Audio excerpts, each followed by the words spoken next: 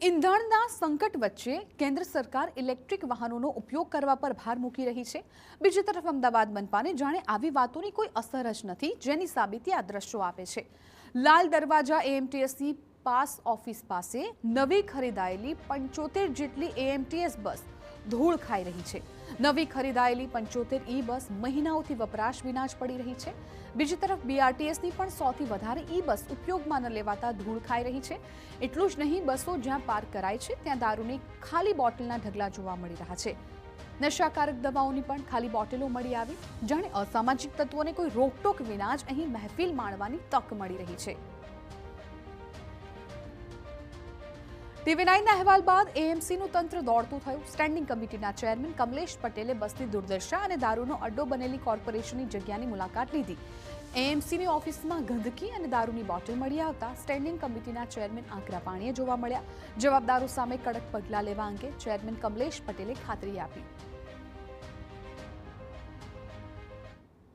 આપણે કુલિંગની થોડી પ્રોબ્લેમ હતી, જે કુલિંગ સિસ્ટમ બીઆરટીએસમાં જેબીએમની ટીમ દ્વારા ઓકે કરવામાં આવેલ છે।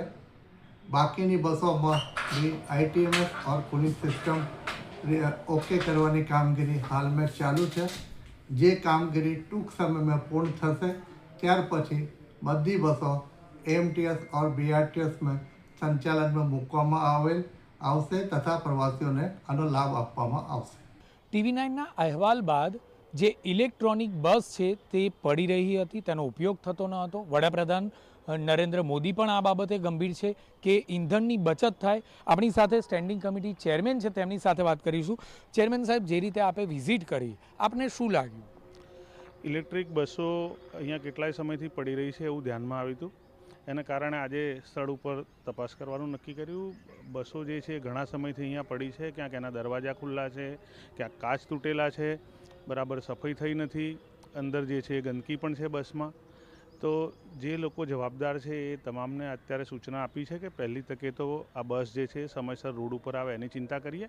સાથે સાથે જે બેદરકારી અહીંયા આગળ દાખવવામાં આવી છે એ જવાબદાર લોકોની સામે પણ પગલાં ભરવામાં આવે। જે રીતે આપે જોયું કે ગંદકી તો છે, સાથે સાથે દારૂની બોટલો અને તે પ્રકારની વસ્તુઓ પણ છે, આ બાબત કેટલી ગંભીર ગણી શકાય? કારણ કે 24 કલાક જ્યારે સિક્યુરિટી રહેતી હોય, આ બાબતે કયા પ્રકારના પગલાં લેવાશે? સિક્યુરિટીને પણ કીધેલું છે કે બહારના ક્યાંય લોકો આવતા હોય, કદાચ પ્રિમાઇસીસ છે એની અંદર બહારથી કોઈ આવતું હોય તો આવા લોકો પણ ના આવવા જોઈએ ને અહીંયા આ પ્રકારની જે કોઈ પ્રવૃત્તિ છે એ કોઈ પણ હિસાબે ચલાવી લેવામાં ના આવે। ટૂંકમાં કહીએ તો વહેલામાં વહેલી તકે બસો રસ્તા પર દોડતી થાય, કારણ કે આ ઇલેક્ટ્રિક બસો એવી છે કે જે હજારો લીટર ઈંધણ બચાવી શકે તેમ છે અને એટલા માટે જ હવે કોર્પોરેશનના તમામ અધિકારીઓ અને પદાધિકારીઓ આ બાબતે ગંભીર થયા છે અને વહેલાસર આ બસો રસ્તા પર દોડતી થાય તે પ્રકારનું આયોજન કરી રહ્યા છે।